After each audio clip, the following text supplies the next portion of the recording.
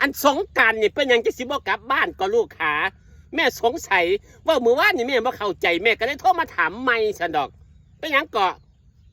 บ่มีเงินเนาะบ่มีรถท้องเส้นยังไงใส่ก็บ่มีเอาไม่เกี่ยวลูกขาไม่เกี่ยวไม่มีเงินไม่มีรถไม่มีทองไม่เป็นไรมาเลยแม่คิดถึงต้องมาสิลูกไปทำงานยวนกวางอยู่ไกลตั้งว่าเดินเติบหลายปีแล้วไม่มาจังไหนสงกรานต์เถื่อหนึ่งก็ต้องมานะลูกขาไม่มีรถไม่เป็นไรขอติดรถมาน้ำมูนั่น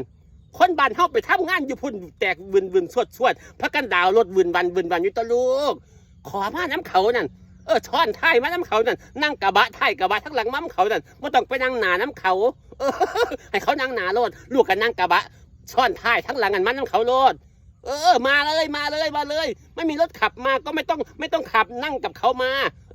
นั่งกระบะทั้งหลังน้ำเขามานั่นแตกชวดอยู่นั่นไม่ยังก็ท้องใส่กับบอมี่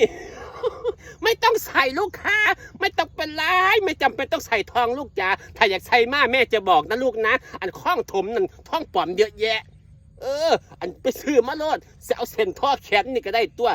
ตลาดคล้องถมเยอะแยะลูกขาเส้นละไม่เกิน100นะ99 บาท89 บาทใส่มาเลยเลื่อมคาบเหมือนกันเอาเส้นใหญ่ซ้ำไหนก็ได้ตัวใส่มาโลดแม่ไม่ซีเรียสใส่มาเลยลูกไม่ยังก่อนเงินกับบอมี่ไม่เป็นไรลูกก็ยืมมานะลูกนะก่อนจะมาลูกก็ยืมมาเดี๋ยวกลับมาถึงบ้านแล้วตอนลูกกลับแม่จะขายข้าวส่งลูกเองลูกแม่สิขายข้าวส่งค่ารถลูกเองแล้วก็แม่สิขายข้าวไปใช้หนี้ให้ลูกเองที่ลูกยืมเงินมานั่นไม่เป็นไรแม่ไม่ซีเรียสยืมมาเลยยืมจากบาทก็ยืมมาเลยใส่ท่องปลอมนั่นกันซื้อมาเลยลูกเอา10 เซนเลยนะลูกนะใส่โอบโตโอบ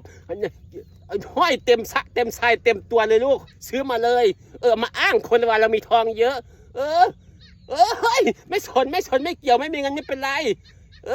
อันตามร้านค้าเวลาลูกมาอันไม่มีเงินซื้อนอนซื้อนี่เลี้ยงหมูเลี้ยงพวกเนี่ยไปเซ็นเอาเลยลูกเซ็นแซวซะเลยนะเดี๋ยวแม่จะขายเข้าไปจ่ายให้เองตามร้านค้าเนี่ยไม่เอือดไม่อยากเขาให้เซ็นเยอะแยะมาโลดจะไม่มาได้ยังไงลูกจ๋าสงกรานต์เธอหนึ่งลูกก็ต้องมาแต่เนาะไม่ต้องไปแคร์เนี่ยก็เว้าอยู่นี่แหละว่าไม่ต้องไปแคร์ไม่ต้องไปสนใจคนจะพูดพื้นน่ะพูดพื้นก็พูดพื้นไปให้พูดพื้นไปเขาไปกินข้าวน้ำเขาตัวเนาะเขากินข้าวบ้านเฮาผิดตัวเนาะมีอย่างเขาก็กินอยู่บ้านเฮาผิดตัวเนาะเขาไม่ต้องไปสนใจเขาอยากพูดพื้นก็พูดพื้นไปเลยดีแต่ลูกเขานั่นแหละ